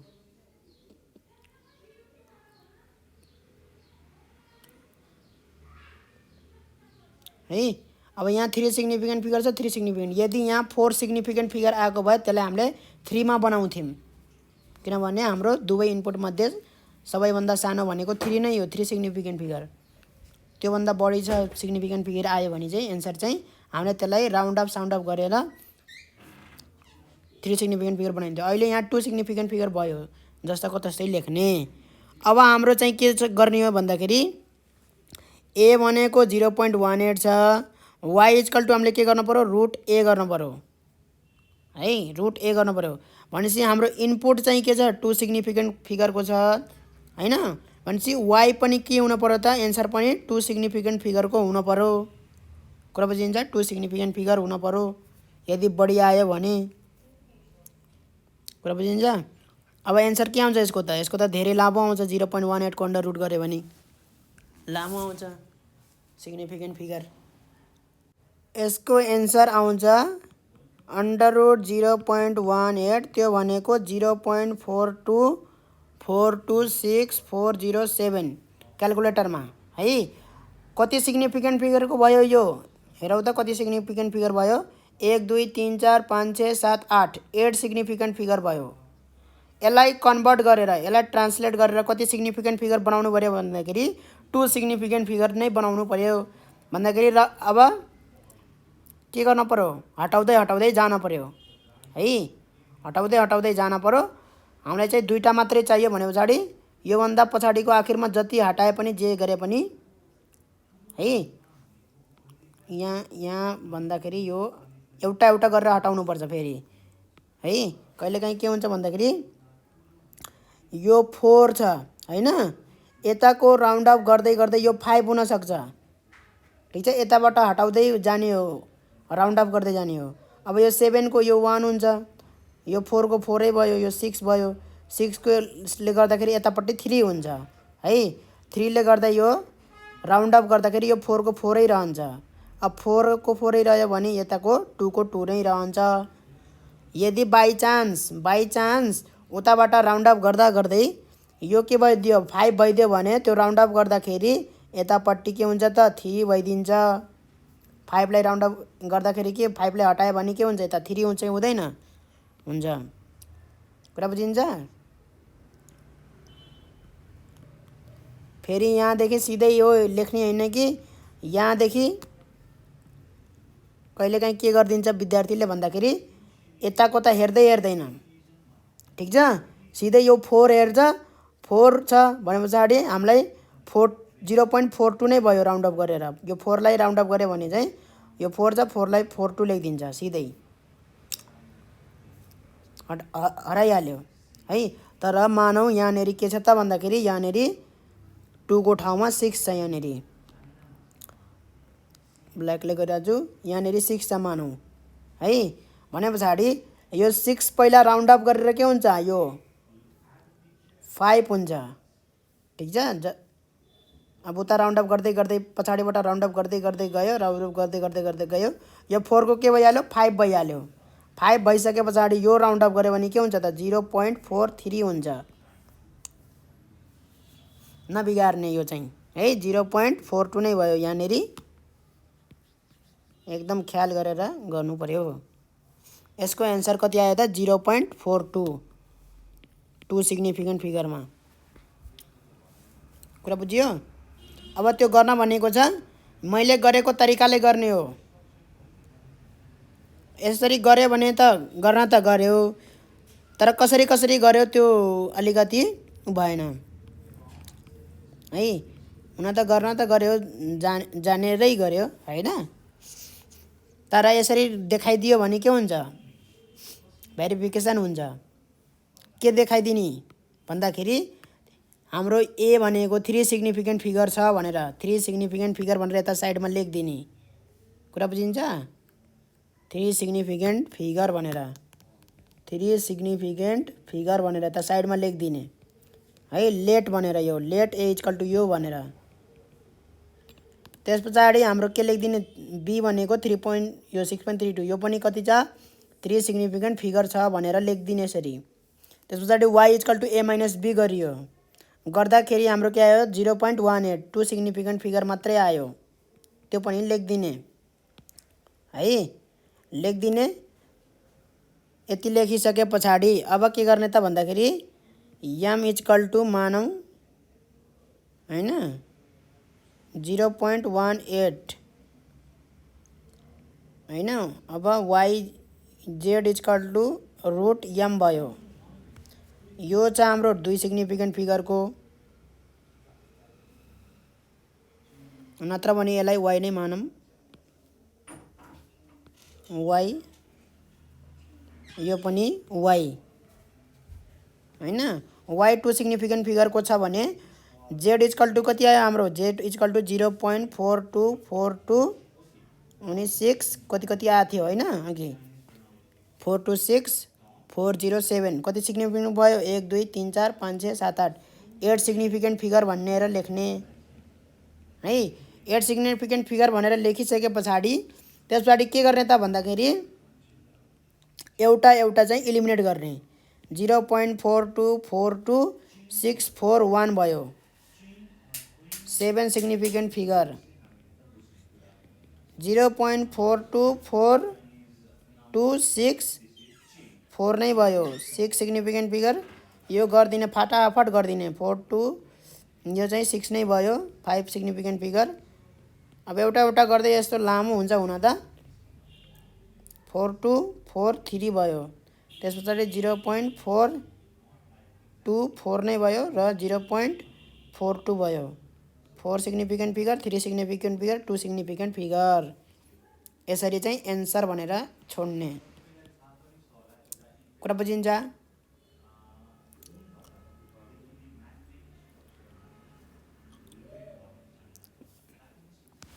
अब उसमा आयो भने त थोडी नै यस्तो गर्न पर्यो, इन्ट्रान्समा आयो त आँखा झिम्किने लेखिदिने, अप्सन चिन्ने लेखिदिने, टिक्लाइदिने। अप्सन चिन्ने बित्तिकै टिक्लाउने हो, एन्सर चिन्न पर्छ, एन्सर निकाल्न पर्दैन। क्वेसन पढ्यो एन्सर निकाल्न थालिहाल्यो भने त्यसको नामै निस्किन्न। अप्सन हेरेर एन्सर चिनिहाल्न पर्छ कि यो हो भनेर। एन्सर निकाल्ने कुरै हुन्न त्यहाँ, सल्भ गर्ने कुरै हुन्न त्यहाँ, चिन्ने हो एन्सर कुन हो भनेर, कुन हुन सक्छ भनेर अड्कल लाउने हो। कहिलेकाहीँ अड्कलले पनि त्यो हुन्छ, यो त हुनै सक्दैन, यो त हुनै सक्दैन, एलिमिनेट गर्ने बित्तिकै यो राइट एन्सर करेक्ट एन्सर आइहाल्छ। कुरा बुझिन्छ। इन्ट्रान्सको लेभलमा पनि हेर्नुपर्छ, पछि गएर चाहिँ नाम निस्क्यो भने चाहिँ पैसा लाग्दैन पढ्न। Problems with accuracy are due to errors, is the statement true? के कारणले गर्दाखेरि एक्युरेसीमा प्रब्लम आउँछ भन्दाखेरि त्यही इररको कारणले गर्दाखेरि हो। यस इट इज ट्रु। अब एउटा इक्जाम्पल दिएर भन्न सकिन्छ, फेरि 2 मार्क्समा सोधिदिन्छ कहिलेकाहीँ। यस्तै यस्तै कन्सेप्चुअल क्वेसन सोध्छ है। A lack of precision is due to limitation of measuring instrument, is it true? Precision चाहिँ के कारणले गर्दाखेरि हो? लिमिटेसन अफ मेजरिङ इन्स्ट्रुमेन्ट, त्यो चाहिँ मेजरिङ इन्स्ट्रुमेन्टको उसले गर्दाखेरि हो, लिमिटेसनले गर्दाखेरि। त्यो चाहिँ किन? प्रिसिजन चाहिँ केले गर्दाखेरि हो भन्दाखेरि मेजरिङ इन्स्ट्रुमेन्टको लिमिटेसन भन्नाले के, मेजरिङ इन्स्ट्रुमेन्टले राम्रोसित काम गर्न नसक्नु है। किनभने एकचोटि मेजर गर्दा एउटा भ्यालु देखाइरहेछ, अर्कोचोटि मेजर गर्दा अर्कै भ्यालु देखाइरहेछ हैन। रेसिस्टेन्स मेजर गर्न, करेन्ट मेजर गर्न थाल्यो मैले एमिटरले है। मानौ त्यहाँ तारमा बगिरहेको करेन्ट चाहिँ 5 एम्पियर हो, ठिक छ। अब एमिटर चाहिँ के छ त भन्दाखेरि त्यो अलिकति डिफेक्टिभ टाइपको छ, कहिले यो एउटा भ्यालु देखाउँछ, कहिले अर्को भ्यालु देखाउँछ हैन। त नजिक नजिकको भ्यालु देखायो भने त खासै प्रब्लम आउँदैन हैन। प्रिसिजन भनेको के हो भन्दाखेरि ट्रु भ्यालु नदेखाए पनि, फरक भ्यालु देखाए पनि कन्स्टेन्टली के देखाइरहेछ त, 5 चोटि मैले मेजर गर्दा पनि के आइरहेछ त 4.5 4.5 4.5 आइरह भने त्यस्तोलाई प्रिसाइज भन्छ, प्रिसाइज मेजरमेन्ट हैन। तर एकचोटि मेजर गर्दाखेरि 4.2, एकचोटि मेजर गर्दाखेरि 4 हैन, 4.0, एकचोटि मेजर गर्दाखेरि फेरि 5.5 पुगिरहेछ, एकचोटि मेजर गर्दाखेरि 6 पुगिरहेछ भने त्यो के भयो त, प्रिसाइज भएन। त के को गडबडी हो भन्दाखेरि त्यो त्यही इन्स्ट्रुमेन्टको गडबडी हो, मेजरिङ इन्स्ट्रुमेन्टको, त्यो एमिटरको गडबडी हो। कुरा बुझिन्छ? त यो लेख्नुपर्छ इक्जाम्पल दिएर। भर्खरै मैले जुन इक्जाम्पल दिएँ त्यही इक्जाम्पल दिन सकिन्छ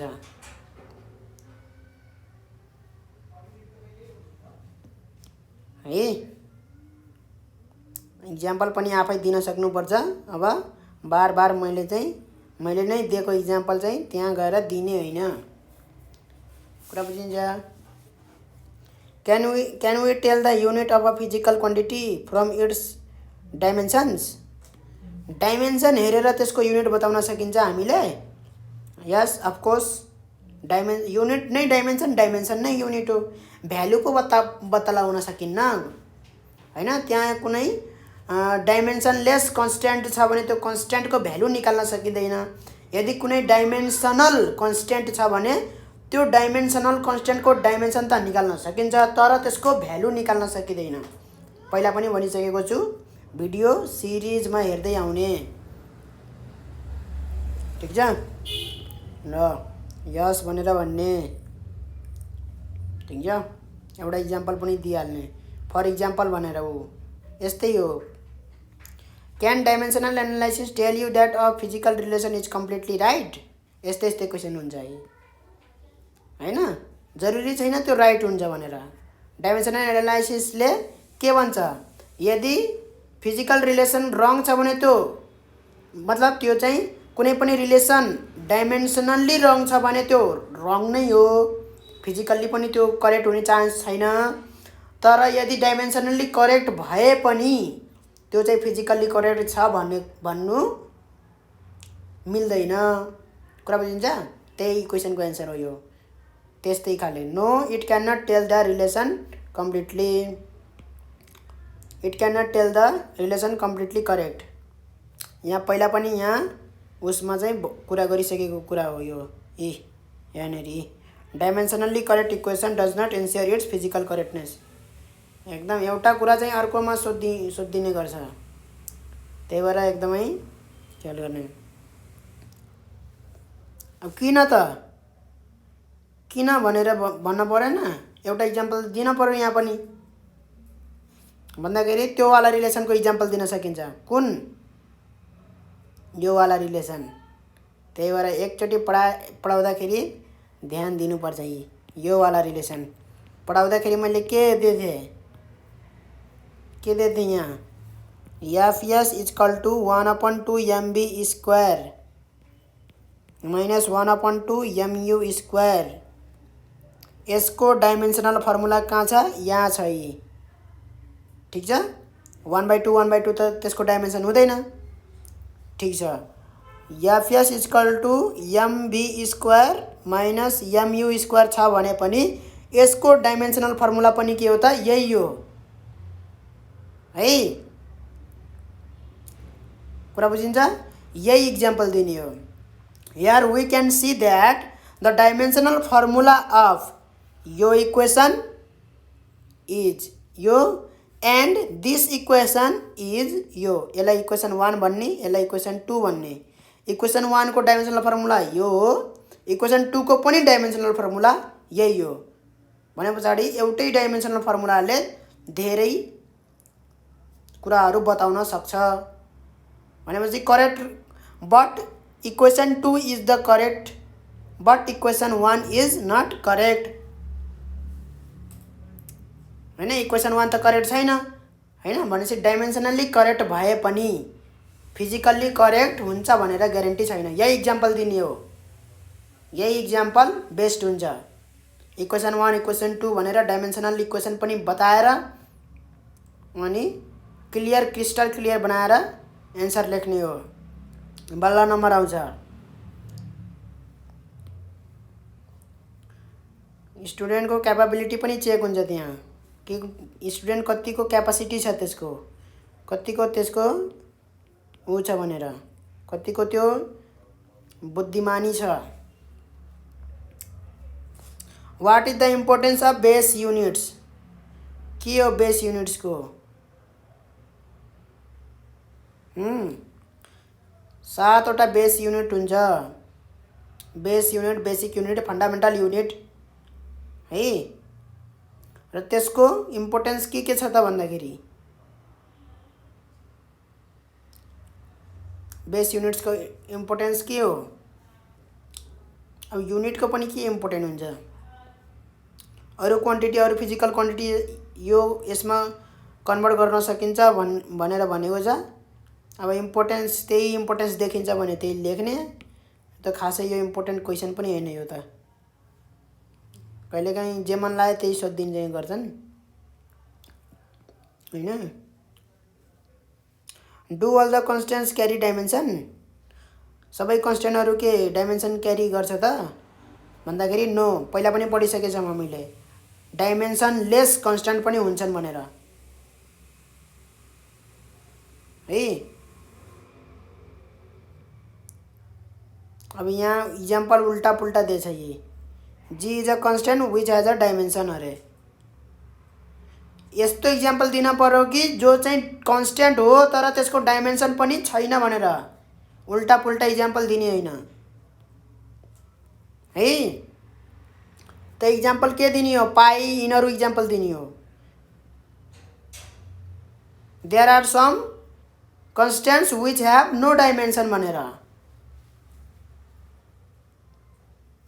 पाई दिन पर्यो, एप्साइलन नट दिन पर्यो, म्यू नट दिन पर्यो।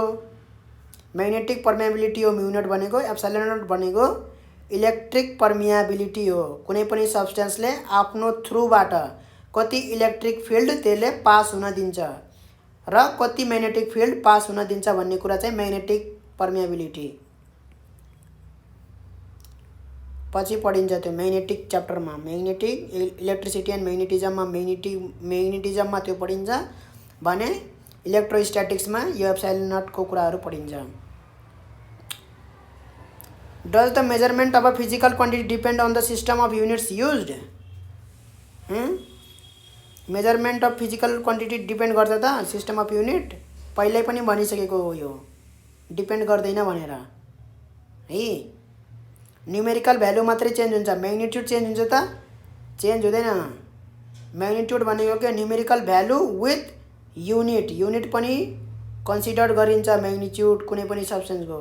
यसको लेन्थ यति 5 बन्यो भने बुझिन्छ बुझिँदैन।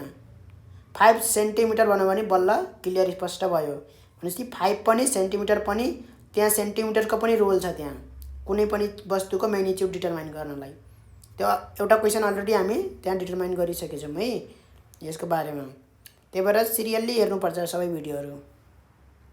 Can a physical quantity have unit but is dimensionless. Physical क्वान्टिटीको चाहिँ युनिट होस् तर डाइमेन्सनलेस होस्, डाइमेन्सन नहोस्। त यो त पोसिबल छ। यो अलरेडी एउटा इक्जाम्पल थियो हाम्रो एङ्गलको हैन। त्यसको एङ्गल भनेको के रेडियन युनिट थियो त्यसको रेडियन है, तर त्यसको डाइमेन्सन थियो त थिएन है। यो मेन इम्पोर्टेन्ट जस्तो लागिरहेछ मलाई। यो वाला चाहिँ मेन इम्पोर्टेन्ट जस्तो लागिरहेछ ये है। सबै क्वेसन इम्पोर्टेन्ट छन् त्यहाँ है, सबै क्वेसन इम्पोर्टेन्ट छन्। अरे यस्तो पातलो क्वेसन पनि के सोध्छ 2 मार्क्समा भन्ने हैन। Each and every question are important. Which physical quantities have the same dimension as यो के को हुन्छ ल हेरौँ त। एम एल को पावर -1 टी को पावर -2 हेर्दाखेरि त के को छ फोर्स अपन एरिया। स्ट्रेस र प्रेसर आउने बित्तिकै के भयो त फोर्स, त्यही फोर्स अपन एरिया वालाको हो। कुरा बुझिन्छ यो। अब यो यत्तिकै हेरेर त थाहा हुँदैन। यहाँ त एन्सर पहिल्यै दिएको छ त हाम्रो दिमाग त्यसैमा गइहाल्यो हैन। भेरिफिकेसनमा एक्जाममा सोधेको छ थाहा छैन यो अहिले। ल मानौ यो नभएको भए कसरी सोच्ने त अब दिमागले। एम एल को पावर -1 टी को पावर -2 कसरी सोच्ने त के को हुन्छ भनेर। जहाँ चाहिँ है यहाँ म भनिदिन्छु टाइम दिएको छ, टाइम दिएको छ र लेन्थ पनि दिएको छ र मास पनि दिएको छ भने है, मासको पनि डाइमेन्सन छ, लेन्थको डाइमेन्सन छ, टाइमको पनि डाइमेन्सन छ भने के हुन सक्छ भन्दाखेरि त्यहाँ फोर्सको इन्भल्भमेन्ट हुन सक्छ भनेर चेक गर्ने है फोर्सको। त्यसपछि सिम्पल हो यो। एउटा हिट एन्ड ट्रायल गर्दै चेक गर्दै गयो भने मिलिहाल्छ त्यो है। डेन्सिटीको हेर्ने हो हैन, डेन्सिटीको त मिल्ला जस्तो छैन। त्यही प्रेसरको हेर्ने हो, फोर्स अपन एरिया हैन। फोर्स भनेको एम एल टी -2 भयो, एरियाले गर्दाखेरि एल 2 भयो, त्यही भएर एल को पावर -1 भयो। हिट एन्ड ट्रायल नै गर्ने हो, हिट एन्ड ट्रायल नै गर्ने हो है। यस्तो अवस्थामा त्यो पहिल्यै थाहा हुँदैन। हिट एन्ड ट्रायल सबैको चेक गर्दै जाने हो के हुन सक्छ भनेर। फोर्स भयो। अब त्यतिका बोर्ड इक्जाम आउने बेलासम्म त यो धेरै कुराहरू पढिसकेको हुन्छ है। स्ट्रेस अहिले त स्ट्रेस भन्दाखेरि नौलो लाग्यो होला के हो भनेर हैन। तर त्यतिका टाइमसम्म चाहिँ स्ट्रेस भनेको के हो थाहा भइसकेको हुन्छ। यङ्स मोडुलस सबै थाहा भइसकेको हुन्छ। कुरा बुझिन्छ। किनभने पुरै फिजिक्स किताबै पढेर जाने हो नि त बोर्ड इक्जाम दिँदा। How many years older will you be 1.00 billion seconds from now. Assume 365 days in a year के भनेको हो यो। हाउ मेनी इयर्स ओल्डर कति इयर्स ओल्डर भइन्छ। र यहाँ यो क्वेसन सोध्नुको अर्थ के हो फेरि। यो क्वेसन सोध्नुको अर्थ के हो भन्दाखेरि यहाँ 1.00 दिएको छ, त्यो भनेको 3 सिग्निफिकेन्ट फिगर हो। हामीले एन्सर निकाल्ने बेलामा 3 सिग्निफिकेन्ट फिगरमा लेखेछ कि छैन भनेर चेक गर्नलाई सोधेको क्वेसन हो यो। जान्छ यहाँ मार्क्स जान्छ यहाँ। कुरा बुझिन्छ। 3 सिग्निफिकेन्ट फिगरमा यहाँ दिएको छ, यहाँ 1.00 यत्तिकै दिएको हो, 1 मात्रै भन्न सक्थ्यो है। मैले लेखेको एन्सर यदि मैले यो मिलाएन भने 1 नम्बर पनि पाउन सक्दिनँ मैले। त्यो हिसाब किताब त्यो गरेको त मार्क्सै आउन्न त्यो। 3 सिग्निफिकेन्टको 3 सिग्निफिकेन्ट त्यही चेकिङ हुन्छ यहाँ। कुरा बुझिन्छ। यस्तो खाले बहुत ध्यान गर्ने है। यो च्याप्टरबाट क्वेसन सोधेछ यस्तो टाइपको सिम्पल भने बुझिहाल्ने, क्वेसन किन सोधिएको हो, एन्सर के एक्सपेक्टेसनमा छ, के एन्सर एक्सपेक्ट गरिरहेको छ। अब यो निकाल्न त कुनै गाह्रो कुरा छैन। यो हिसाब किताब लगायौँ, 10 क्लाससम्म यत्रो म्याथमेटिक्स पढ्यौँ। 1.00 बिलियन सेकेन्ड भनेको कति हो, हिसाब किताब लगाऊँ कति हो। अब म क्यालकुलेटर लिएर बसेको छैन है, यसो यस्तो क्वेसन म गराउँदिनँ। खालि म यति मात्रै भनिदिन्छु कि यो 3 सिग्निफिकेन्ट फिगर हो, यो एन्सर 3 सिग्निफिकेन्ट फिगर हुनुपर्छ भनेर। अब हेरौँ, what are the characteristics of a physical standard. के फिजिकल स्ट्यान्डर्ड, क्यारेक्टरिस्टिक्स के हुनुपर्छ फिजिकल स्ट्यान्डर्डको। फिजिकल स्ट्यान्डर्ड भनेको हामीले देख्यौँ कि देखेनौँ। जस्तै 1 मिटर भनेको त्यो एउटा फिजिकल स्ट्यान्डर्ड हो। त्यो 1 मिटर भनेको त्यो स्ट्यान्डर्ड हुनुपर्छ हैन। अब मानापाथी धार्नी यो सिस्टममा हुन्छ नि, त्यसको स्ट्यान्डर्ड छैन। एसआई युनिट बनायो नि जब हैन, 1 मिटर डिस्टेन्स भनेको यति डिस्टेन्सलाई 1 मिटर भन्ने भनेर त्यो तोकियो। त्यहाँ यति किलोलाई 1 किलो भन्ने भनेर पहिल्यै तोकियो। त्यहाँ सब वर्ल्डभरको एग्रिमेन्ट भयो। यहाँ वर्ल्ड सबै वर्ल्डको कन्ट्रीको एग्रिमेन्ट छ। त्यहाँ दुनियाँमा 1 किलो भनेको जहाँ तै एउटै हो। भन्नुको मतलब के क्यारेक्टरिस्टिक्स हुनुपर्छ त, इनभ्यारिएबिलिटी, भेराइ हुनु हुँदैन, चेन्ज हुनु हुँदैन है। एक्सेसिबिलिटी, त्यो भनेको एक्सेसिबल, मान्छेको पहुँचमा हुनु पर्यो है, मान्छेको युज हुनु पर्यो त्यसको। इन्डेस्ट्रक्टिबिलिटी, डिस्ट्रोय गर्न नमिलोस् त्यो। रिप्रोड्युसिबिलिटी, अब रिप्रोड्युस गर्न मिलोस् भन्नुको मतलब त्यो फिजिकल स्ट्यान्डर्डलाई उ गर्न मिलोस्। अब यो के हो यो छोडिदिउँ अब हैन। शब्दको अर्थ हेर्नुपर्छ। Do you think that a definition of a physical quantity for which no direct method of measurement is known or given has a physical meaning. के त्यस्तो डेफिनेसन छ फिजिकल क्वान्टिटीको जसको चाहिँ डाइरेक्ट मेथड अफ मेजरमेन्ट चाहिँ नोन छ है र physical meaning.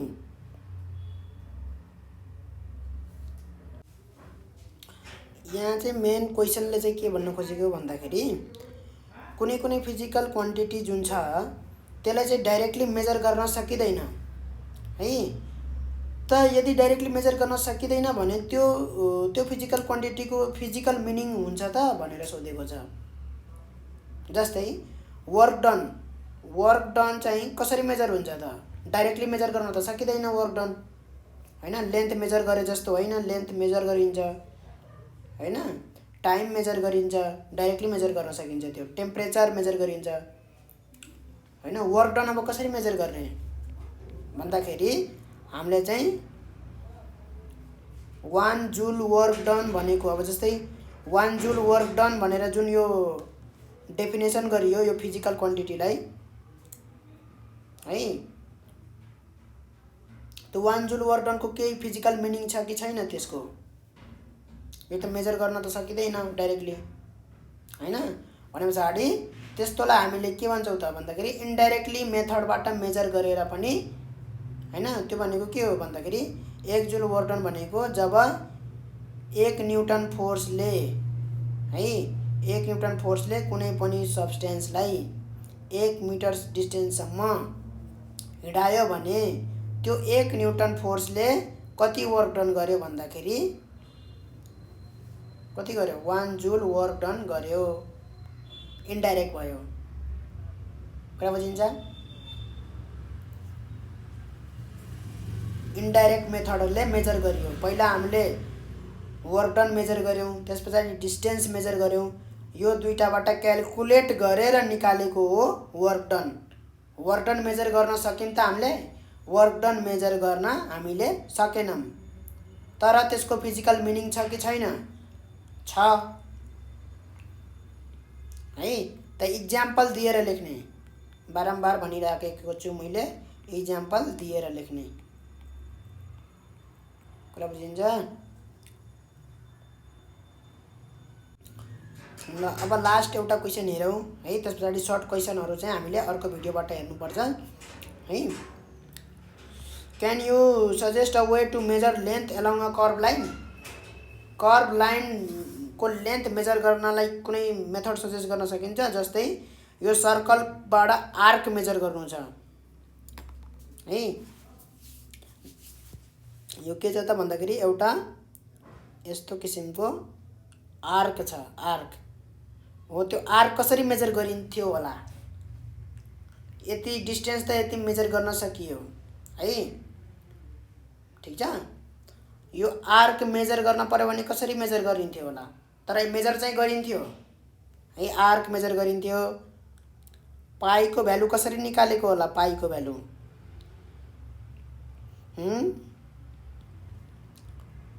यो आर्क, यो सेमी सर्कम्फेरेन्स छ नि, यो पेरिमिटर, हाफ पेरिमिटर, सर्कम्फेरेन्स, सेमी सर्कम्फेरेन्स, यो मेजर गरिन्छ, यो डायमिटर मेजर गरिन्छ है। र पाई भनेको के भयो त भन्दाखेरि यो सेमी सर्कम्फेरेन्स डिवाइड बाई के हो त, अथवा circumference divide by diameter, circumference divide by diameter. Circumference भनेको होल पेरिमिटर है। सर्कम्फेरेन्स भनेको थाहा छ, पेरिमिटर। यो ए पोइन्टदेखि यो कर्भ छ नि जुन सर्कलको लाइन, यो हो, त्यो लाइन कति लामो हुन्छ भन्दाखेरि यो पाई इन्टु डी, पाईको भ्यालु 3.14, डायमिटरको 3.14 गुना हुन्छ हैन। यो 3.14 कसरी निकालिएको होला, कसरी मेजर गरियो होला यो पाईको भ्यालु भन्दाखेरि सर्कम्फेरेन्स मेजर गरियो, डायमिटर पनि मेजर गरियो, र यो pi equal to C by D. जुन पनि सर्कल, चाहे सानो सर्कल होस् चाहे ठुलो सर्कल होस्, जत्रो सर्कल लिँदा पनि सर्कम्फेरेन्स डिवाइड बाई डायमिटरको रेसियो जहिलेसुकै कन्स्टेन्ट आउँथ्यो, त्यो कन्स्टेन्टलाई पाई भनियो। 3.14 आउँथ्यो क्या जहिलेसुकै यो रेसियो, सर्कम्फेरेन्स डिवाइड बाई डायमिटरको रेसियो जहिलेसुकै 3.14 आउँथ्यो। 3.14 छ, तैपनि अब मेजर गर्ने भनेको हामीले 3.14 सम्म हामीले लेख्छौँ है। जहिलेसुकै के आउँथ्यो त 3.14 को आउँथ्यो जुन सर्कलको पनि। त्यो कसरी मेजर गर्यो भन्दाखेरि सर्कम्फेरेन्स र डायमिटर मेजर गरेर डिवाइड गरेको हो। भनेपछि सर्कम्फेरेन्स कसरी मेजर गरिन्थ्यो होला त्यतिखेर, अहिले पनि अथवा त्यतिखेर कसरी मेजर गरिन्थ्यो भन्दाखेरि यहाँ रस्सीले मेजर गरिन्छ, डोरीले। डोरी त बेन्ड हुन्छ मजाले, डोरी के डोरी, थ्रेड, कपडा सिलाउँछ नि धागो, धागो थ्रेड हो, त्यो डोरीले मेजर गरिन्छ। त्यसको लागि के गर्न पर्यो भन्दाखेरि ट्याक्क त्यही अनुसारले कर्भ बनाउनु पर्यो, यसरी राख्न पर्यो क्या डोरीलाई, यसरी मजाले कर्भ बनाएर यसरी राख्नु पर्यो।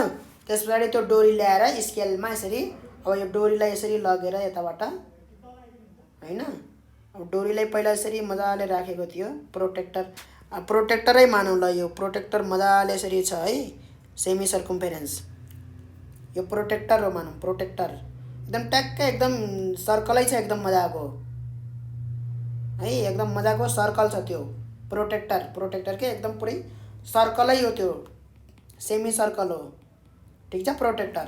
अब त्यो प्रोटेक्टरको वरिपरि के गरियो भन्दाखेरि डोरी, धागो, धागो यसरी सर यसरी राखियो, त्यसको वरिपरि ट्याक्क एट्याच हुने गरी, त्यहाँ चिप्किने गरी यसरी राखियो। अब त्यो डोरी निकालियो, यो पोइन्ट र यो पोइन्ट त थाहा भयो नि डोरीको है। डोरी अब ट्याक्क यत्रै काटियो भनौँ न, डोरीलाई यति नै छ डोरी। अब त्यो डोरी धागोलाई के गरियो, यहाँबाट निकालेर सिधा बनाउन सकिन्छ सकिँदैन त्यो धागोलाई? धागोलाई सिधा बनाउन सकिन्छ त्यो हैन, धागो त फ्लेक्जिबल हुन्छ नि, फ्लेक्जिबल हुन्छ धागो, त्यसलाई सिधा बनाउन सकियो। सिधा बनाएर अब स्केलमा नाप्ने, स्केलमा यसरी नाप्ने, अनि लेन्थ थाहा भइहाल्यो हो। यसलाई एक्सप्लेन गर्न सकिन्छ आफ्नो भाषामा, आफै सक्नु पर्यो है। अब यहाँ के लेखिदिएको छ हेरौँ त, technique of trajectory or by measuring the length of string by placing it on a curve line. त्यही भनेको चाहिँ स्ट्रिङ भनेको के, THREAD थ्रेड भने पनि भयो है। कटन थ्रेड भनेपछि झन् मजाले बुझियो, कटन थ्रेड है। Measuring the length of cotton thread by placing it on the curved line है। अब आफ्नै भाषामा मिलाएर लेख्नु छ भने, आफ्नै भाषामा मिलाएर लेख्नु छ भने यो एन्सर ट्याक्कै हुबहु कपी गर्दैन। मैले आफ्नै भाषामा लेख्छु भने त्यसलाई यसरी लेख्न सकियो है। एउटा प्रोटेक्टर लिने, सर्कुलर सेमी सर्कुलर, ठ्याक्क चाहिँ जो चाहिँ सेमी सर्कुलर छ भनेर, सेमी सर्कल छ भनेर, प्रोटेक्टरै भनेर भन्ने, सेमी सर्कुलर प्रोटेक्टर भनेर। त्यो प्रोटेक्टरको वरिपरि के गर्ने त, थ्रेड लिएर चाहिँ यसरी बिछाउने भनेर पुरै प्रोसेसलाई एक्सप्लेन गर्ने है। प्रोसिड्योरलाई जो एक्सप्लेन गर्ने, प्रोसिड्योरलाई राम्रो हुन्छ, प्रोसिड्योरलाई जो एक्सप्लेन गरिदिने, ठिक छ। त्यो प्रोटेक्टरको वरिपरि यसरी थ्रेड यसरी राख्ने है, ट्याक्क यसरी। अब त्यो थ्रेडलाई चाहिँ निकालेर, त्यहाँबाट निकालेर स्केलमा यसरी सिधा बनाएर स्केलसित नाप्ने, त्यसको लेन्थ, थ्रेडको लेन्थ नाप्ने, measure the length of thread that gives the curve हैन, त्यो कर्भ उसको लेन्थ दिन्छ। अथवा यही क्वेसन सार्दै पनि भयो त्यस पछाडि, that gives the length along a curve line, यही क्वेसन सार्दिन्छ त्यस पछाडि। द लेन्थ अफ थ्रेड हैन, हामीले लिएको थ्रेड जति लामो थ्रेड थियो त्यो हैन, त्यसले के दियो त, कर्भको चाहिँ उ दियो। ल अहिलेलाई यति गरौँ हामी, यो सबै भ्याउँछौँ हामीले है। यो सबै क्वेसनहरू भ्याएर अब्जेक्टिभ क्वेसन पनि हामी हेर्छौँ। कुरा बुझिन्छ? तबसम्मलाई इन्जोय गर, इन्जोय है। यो सेयर ओर गरिदेऊ आफ्नो साथीहरूलाई, लाइक वाइक गरिदेऊ, सेयर ओर गरिदेऊ।